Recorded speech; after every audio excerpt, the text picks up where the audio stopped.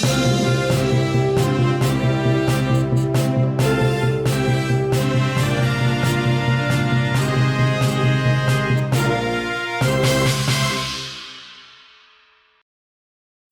day and welcome to this edition of Focus on your independent public radio station, 91.3 WCPI in McMinnville. This is Bill Zachman, one of the volunteer producers at WCPI, and we're happy to welcome today Community Channel 6, BLTV, here joining us as media partners for this extraordinary opportunity to sit down and talk casually, informally to one of the great historians in American academics right now, who also happens to be the 17th president of Fisk University. Fisk University was founded in 1866, just after the Civil War, and Dr. Newkirk, if I understand it correctly, there was sort of a pent-up demand for higher education, and education at all levels for the newly freed minority, the black population of the South. So why Fisk, why Nashville? Well, at that time you had Union soldiers and you had others who were moving to Nashville because it was a safe haven.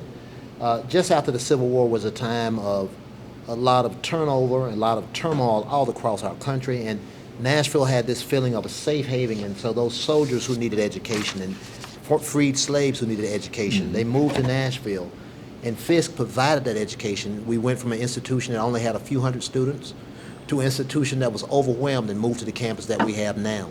And then we began to get so much of a demand that the institution was having a problem staying open because we couldn't afford teachers, we didn't have what we needed. And we saw our students who went out to save that institution. Our students, they formed a choir, the Jubilee Singers, which went all around the world, met Queen Victoria and others. And Queen Victoria came back and she provided funds which actually funded our first building. And it's still, it's the oldest building of higher education in Nashville, Jubilee Hall. And then she commissioned a painting, which is an iconic painting of the Jubilee Singers, which is in our Jubilee Hall today, and it's valued at $11 million. Well, Queen Victoria thought so much of the Jubilee Singers from Fisk University that she commissioned that, I guess, larger than life-size painting that's in Appleton Hall now. Appleton Room, yes. Appleton Room at Jubilee Hall. Right now you have right around 1,000 students, is that right? That's correct. Okay. And I should note that there are a lot of historic firsts with Fisk University. In what came to be known as the Athens of the South, mainly because of the classical learning, and Nashville did become a center of higher learning in the United States, but it was in 1930 that Fisk University became the first predominantly African-American institution to receive full accreditation from the Southern Association of Colleges and Universities, the gold standard for academic efficiency and excellence. And you've continued that trajectory since then. Well, we're continuing to be the institution of first. You know, in the 1950s, we became the first African-American university to have a chapter of Phi Beta Kappa on our campus. And for our listeners and viewers, Phi Beta Kappa is not something you just sign up for. You've got to earn by very superior academic performance. You do? Well, and then 2 days ago, we made an announcement. It was last Friday, we made an announcement. We're the first HBCU, a historically black college or university, to have women's gymnastics in the country. And we're the only institution in the state of Tennessee that will have a full-blown gymnastics team. So we're the first, and we're continuing to be the first. Many of our programs are unique at what we offer. And when you start thinking about African Americans who have doctoral degrees in America, we have the highest percentage of our students who go on to get doctoral degrees. When you look at African American physicians in the country, Fisk has been a major producer, and according to our stats, we were number one up until about 1979, and right now we're still ranked number 3 in producing African American physicians in the nation. And you're actually next door to Meharry. Next door to Meharry. But for a small institution with an enrollment, right now we're on an upswing. Our enrollment is just short of 1,000. But to have an enrollment that's that small and to be the number 3 producer of African American physicians, that's big for this country. That's significant. You're also a very diverse institution. We say historically black colleges and universities, a predominantly black institution, but really the story is one of cultural and ethnic diversity. I think you have, what, 17 foreign nations represented on your campus? We have almost 40. 40? Oh, well, I'm sorry. From all around the Okay. country. We have students who come to our institution from Great Britain. We have students who come from Nepal, India, students who come from all along the coast of West Africa, East Africa, and from all of the Gulf regions, Saudi Arabia, Oman, all in that area. We have students who come to our university. Qatar. So our university is very Indonesia. So those students come in, and it creates a very diverse, complex society for our students. And what I mean by complex is that our students get a chance to actually interact with students that they may never meet from around the world. We have a full cadre of students from the Caribbean, students who come to our university from Venezuela. So we really believe in what we're doing, and I think that's attracting the interest that we get from around the world. And we have a name that's known around the world. W.B. Du Bois, perhaps our most famous graduate. Right. He's now buried in Ghana, and there are big partnerships with Ghana. We get a lot of students from Ghana, and his grave is in Accra. He moved to Ghana in 1960, died there in 1962, became a citizen. Ghana, of all of the African nations, is really, in a lot of ways, a leader in making social, economic progress. So that's important. That's an important thing. If you're joining us just a little late today on Focus or on BLTV, I'm talking to Dr. Vann Newkirk, 17th president of Fisk University, founded in 1866. Dr. Newkirk, let me go ahead and get this little thing out of the, well, it's not a little thing, but let me get this out of the way, and then we'll talk about a lot of other things. Just this past week, speaking of the time we're making this recording on February 17th, Fisk University unhappily joined that list of HBCUs who received bomb threats. And I think you had to close the campus for a day on Monday. You sprang back into action on Tuesday after the Metro Police came and cleared everything. From the news reporting, you have engaged additional campus security. So how are things on the campus now? I know that must be just a terrifically disturbing event when you receive a bomb threat. You were one of about 24 historically black colleges and universities targeted. We started preparing for an event like this some time ago. We actually made changes to our campus security. We started putting swipe access to all of our buildings. We now have additional security in all of our dorms. And we also now have more perimeter policing by our local police departments. But what's important for our students, and this has been the biggest impact, many of our students didn't feel safe, didn't feel comfortable. And so we wanted our students to know that we as a university had put all these measures in place, but we also wanted our students to know our history. Because in 1960, we had the same thing happen when Martin Luther King came to our campus to speak. And we had bomb threats, and it shut the campus down. But one thing about it, we are a campus that perseveres, and we fight through. And one of the things that our students and our faculty are persevering, and they're fighting through this event, and we're moving on. And with us moving on and our students moving on, we're not going to let a bomb set us back on the important work that we do, a bomb threat. And the thing that we are doing now is to make sure that, anyone visiting our campus, and this is unfortunate, that we're able to identify people visiting our campus and making sure that everyone is safe. And this is just the world we live in today. I, for one, compliment you and commend you and your staff, faculty, and the students at Fisk for your resilience. You seem to have taken it in stride. You were closed just one day, went right back to work, right back to class, and I think that's commendable. You didn't let it get you down. Well, we're going to keep going. We have some important work, and as I said earlier, our students at our institution, they go on to become world leaders. And we don't want to stop the education or to interrupt that educational process. And so for us, we're making sure that our students have a safe environment. Our students have been asked to make sure if they see something, report it. But that's what's going to get us by and get us to the next level, to keep our students and everyone safe and make sure that everyone takes a role in their own safety. Let me get to your topic today, or one of several topics, but the general theme at the Rotary Club of McMinnville, which was celebrating Black History Month here in 2022.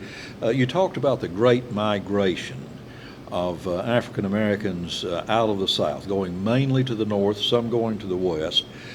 This was around the turn of the century, at the dawn of the 20th century. I think you said, if I took some notes, I think you said about 6 million That's correct. Southern residents moved out of the South. What was the driving force? What was going on? I mean, the Civil War was over. We had gone through Reconstruction. Yeah, sure, Jim Crow, discrimination, prejudice, all those things were there. But what was the driving force? Well, if you look at the United States around 1900, you begin to see the resurgence of the Ku Klux Klan. Violence was resurging. Lynchings were actually increasing during that time period. So violence was one of the primary factors, but job opportunities were another. You could think about it. In the South, many people worked for days, and it was very difficult to make a living because, 40 cents a day was the max that you probably could 40 earn. cents a day. Yeah, earning. And that's backbreaking work in the cotton fields. In the cotton fields. And if you had a family to support and you were renting a house and you were buying goods, it was probably difficult to live. So a lot of people moved because of the opportunities in the North, and also because many African Americans felt like, they were paying taxes and they're working, but they should have the full opportunity of citizenship, full including citizenship, voting rights. Voting rights. And so you begin to see people moving because of that. That's 6 million people, and those people moved out. It was roughly a population of 9 to 10 million African Americans during that period. So what you saw is that 60% moved from the South to the North during that period. That journey from south to north was full of danger, peril, just at every turn. A lot of them reminiscent of the days of the Underground Railroad. That's correct. Made their escape out of the South under the cover of darkness. Often relied on a network of safe houses to get from place to place as they moved north. When you talk to the Rotary Club, the house was totally quiet. It was absolutely quiet. You told the story of Matthew Bullock, who wound up in North Carolina in a little town. Matthew, and was it his younger brother? Plummer. Plummer. They were making their way north, and they thought they'd stop in a little general store, and they wanted to buy some apples. Now, there were two kinds of apples you could buy. So tell us the story. You tell it in your words. Well, here it is. They lived in a rural area called Drury, North Carolina. They went to the trading hub, Norlina, to look for some girls. But it was cold. It was a cold January day. Yeah. So no girls were out. Yeah. So they stopped in the general store in Norlina to purchase some treats. And a young plumber who was 16 went inside and he saw two barrels of apples. 2 barrels. One barrel had the premium grade, and one barrel had the half-rotten apples. The half-rotten apples cost half as much as the premium grade. They were 5 cents for a bag. The premium grade cost 10 cents per bag, and he decided that he would pay for the premium grade apples, as most people would. You wouldn't want to leave a store with half-rotten apples. And so in those days, if you purchased apples, you didn't pack them yourself. The clerk packed them. So he went up front. He paid the clerk 10 cents. The clerk went to the back, packaged his apples in a bag.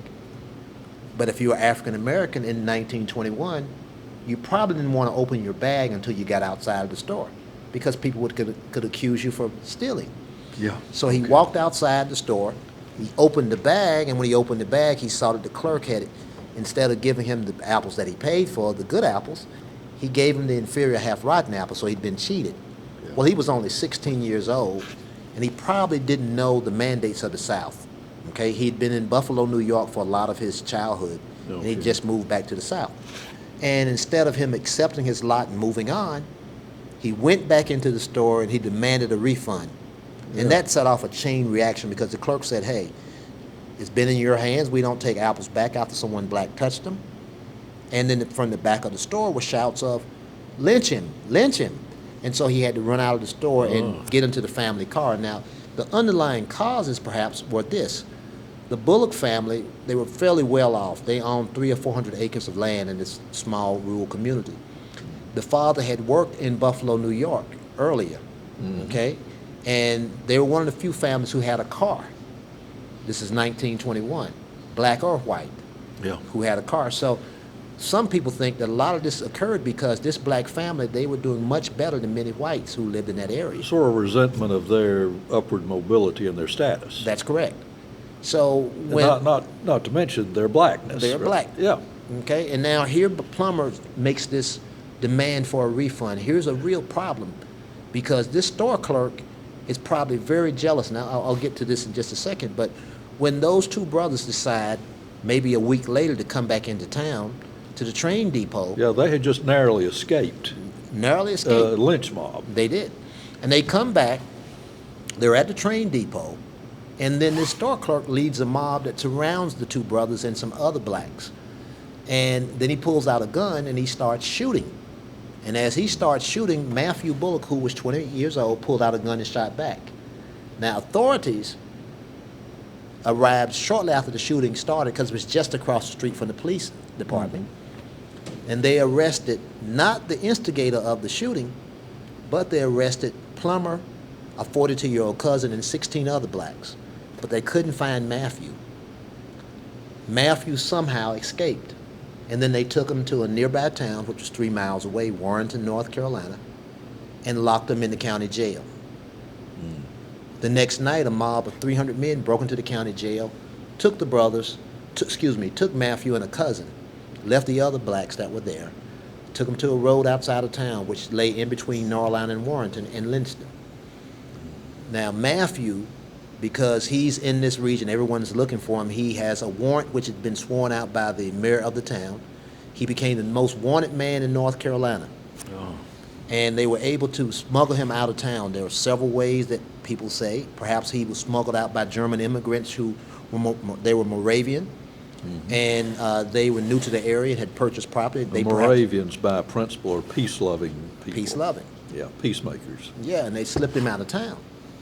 Or the undertaker, who had been hired by Matthew's father, put Plummer's body in a sack, and I believe that is probably the way, and then put Matthew in the coffin and drove to nearby Virginia, which is 6 miles away. Sneaked him out in the coffin. Sneaked him out in the coffin. He got to the Virginia line, got out, made his way to Washington, and from Washington he made his way to Buffalo, New York. And the authorities of North Carolina were looking for him. He had posters all over the post office. And this guy, to make this story the part that I didn't get a chance to share with our audience, he was able to eventually make his way to Ontario. The North Carolina Klan said they would kidnap him and bring him back, and he eventually disappeared. And some thoughts was that he went to London, England, and he never returned to North Carolina. Amazing story. But there are a lot of other amazing, very narrow escapes, people enduring all kinds of hardship. Dr. Newkirk, it wasn't just the economic opportunity, because the North, after the Civil War, and particularly when you start in what some people call the Second Industrial Age, at the end of the 19th, beginning of the 20th century, they needed workers. They needed people to fill jobs. And so they were welcoming. But also in the North, you didn't have the systematic discrimination. They were more open. The blacks could vote, and the blacks could run for office. So this sort of changed the political, social, economic landscape of our country, this migration. It did. It did, because when you begin to see blacks voting, you begin to see politicians catering some of their campaigns toward African American voting, and also toward the needs of those African American migrants to those cities.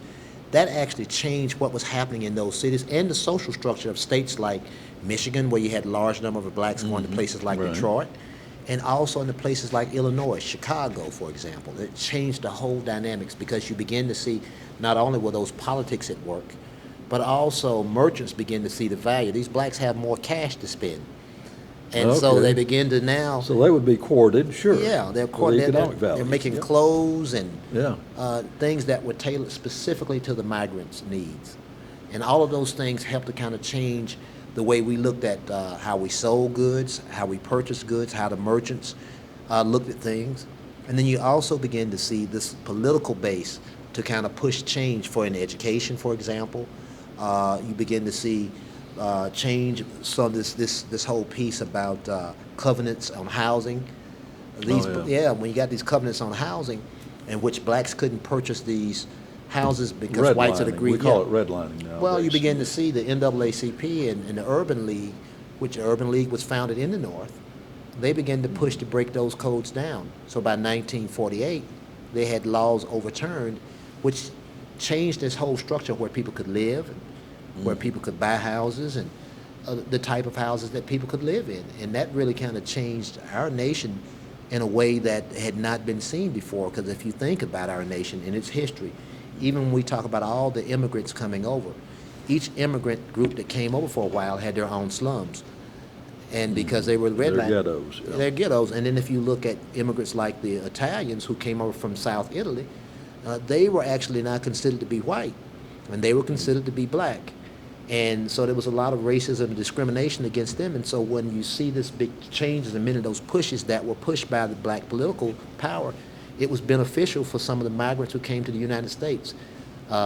Discrimination, Oh, yeah. Because the movement started with the blacks, and then of course it pushed out from there. And actually, the gains in that movement, what we might call the proto-civil rights movement, we remember the CRM from the 1960s, really benefited migrants to our country. It also, and you know, think about it, up until the 1960s, and this really grew out of black political power, the United States had specific quotas of who could come to the United States and how many people could come. Right. Well, from this whole push, they overturned those quotas eventually. So a lot of that came right out of this movement of blacks from the South to the North beginning to vote. So you can see the whole end game. Okay. We're talking, of course, we've been talking mainly about the early interwar years after the Great War and before World War II. We're talking about almost 100 years since that time that you focused on today here at the Noon Rotary Club and the migration northward. In your estimation, your learned, erudite estimation, where are we on the road toward social, economic justice and progress?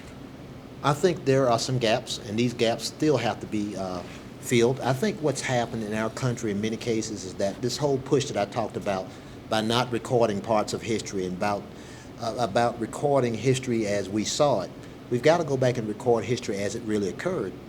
We can't change the past because this is important for our country. If we record history as it occurred and we teach history as it occurred, we begin to get an understanding of each other. And that's the key part for our country, and that's not happening in many cases because there's pushback because people say, well, we're getting this whole push, what do they call it now? It's The critical race theory. critical race theory. Yeah. And what's important about that is that we've got to tell the truth to make sure the truth is what's out. It's not that we're pushing or anyone's pushing against a particular group or a particular ethnicity. What we're pushing for is the truth, to tell the truth, to make sure that that becomes the basis of our educational foundations. And as we push those educational foundations, we can build the bridges that we need to build to make this country a stronger place. And I think what's happening now, there's been a lot of pushback on some of that, and that comes, I guess, I won't get into the political spectrum, but I think that's come in the last couple of years. But I think our country, we're in a unique place right now, even though we've got all of this, I want to say, pushback against critical race theory, and we've got pushback across our nation. I think the impact that's happening now by having certain things on our television that we can see, such as police violence, and we can see the Charles Floyd movement, all of those things, it's pushing things into the open in a way like never before. And I think that happened to our country once before in the 1960s, 1970s, two times. We talked about the civil rights movement. The same thing happened in the 1950s and 60s, but our nation didn't fall apart. We got stronger. And the Vietnam era. when people pushed to get against the war. I can remember as a young person going to Canada in the 1970s and seeing all of the folks that were on the corners who decided not to go to Vietnam saying, I want to go home. And I think what's happening now is that we're seeing some similar things happening to our country. And I think this being in the open is one of the things that we have to actually interweave into our politics and who we are. And that's going to allow us to once again change our fabric. But I don't think this country's falling apart. I think we're getting better. I love your optimism. That's a tonic for me. I love your optimism. And I won't do anything to throw cold water on your hopeful outlook, but 27 states in the United States are considering literally hundreds of pieces of legislation to roll back the franchise, to reduce the number of people voting, and making voting difficult, selective, making it a real chore to vote when we should be doing the opposite if we want a vibrant, successful democracy. And Tennessee, of course, is one of them. If you could speak to the legislators, the policymakers, the influencers, what would you say about the right of the American citizen to vote? Well, it's everyone's right. I think our citizens in this country need to vote. And, and I don't want to be so draconian as to say that we need to mandate that you must vote like in some European countries. I would not be in favor of that either. But I say that having that right and that opportunity is important, because here's the thing about our country. Our country and our society has been built on, each man having a voice, each woman having a voice to move our country forward. And when we remove that voice, then we get America that's not America. We get, basically, we're not a lot better than Eastern European countries. And we always talk about we're the democracy of the world and we're the envy of the world. And what makes us any better than, the best way I can put it, it's communist, well, we can say in China or other places where, the vote is prescribed. You have a prescribed list of candidates. Where elections make no difference. Yeah, it makes no difference. And so what we have to do, and we have to say to ourselves as our legislator makes these moves, that we've got to say to ourselves, we've got to push and keep fighting to make sure that this voting keeps, that we have voting rights for everyone. And that's going to be a difficult fight. But it's one of those fights I think we have to continue over the next few years. And the people who do that have to be, I think, in many cases, our young people. I think our young people, it's going to impact them more than anyone else. And they have to be out on the front line. And I think what you begin to see in so many places is that young people now are becoming more politically active, which is unusual. Politically conscious and active. And I think that's going to be the thing that kind of transforms it. It may not happen this year, but I still believe it will happen. And it's happening now. We're seeing the groundworking of it now. I embrace your optimism. That's great. Dr. Vann Newkirk, 17th president of Fisk University, take 30 seconds and speak to Warren County high school students and middle school students. Why should they look at Fisk as a possible destination when they start college? Well, let me tell you, I don't think any institution in America does what we do. We're a small institution. We have just under 1,000 students. We don't want to get any bigger than 2,000 students. But what's happening there, we're able to do this one-on-one education with our students. Our faculty are very close to our students. Our staff, they're very close to our students. And we've got all types of connections and relationships with companies all across this country. What that does for us is that we're able to put a student, say if a student went to the University of Tennessee, he might be in competition with 5,000 other students. Yeah, right. Whereas in our institution, that student has an opportunity to interview. Known. Yeah, we're You're known. And they can interview one-on-one with Wall Street executives. They can do an internship. We require all our students to do an internship. Okay. And what's happening is that our students are right now, we did some studies last year, for a student who graduates from Fisk 3 years out, the average salary was $70,000. And that's 3 years post-graduation. 3 years of post-graduation. And that's because of the connections that we've made, and that's because of our partnerships for the university, and that's because of our faculty and staff and the job that they do. So we really believe that we are on the right pathway, and that as an institution, for a young person who wants a career that's going to lead places, come to Fisk University because we have the majors, we have the instructors, and we have the connections that are going to take you places. Yeah.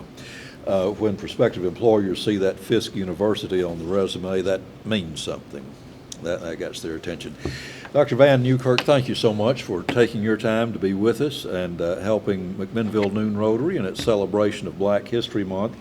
The Reverend Dr. Jason Curry is with us over there, part of our audience for this recording. Dr. Curry is Dean of the Chapel at Fisk University. And I just want to thank you all for being here. Welcome to McMinnville and Warren County, and we're just happy to have you here. Well, thank you for having us, and we look forward to coming back again Well, and bringing please the do. Jubilee Singers. Oh, hey, we've got it. He's on record. He's on record. My wife Patricia said, I'm sure Dr. Newkirk will be a great presenter, but can he bring the singers? I said, well, we'll talk about that. But I want to thank you again, and thanks to our radio audience at Public Radio WCPI and the viewers on Community Channel 6, BLTV, from Ben Lomond Connect. We thank you for joining us today. For WCPI and BLTV, this is volunteer producer Bill Zach.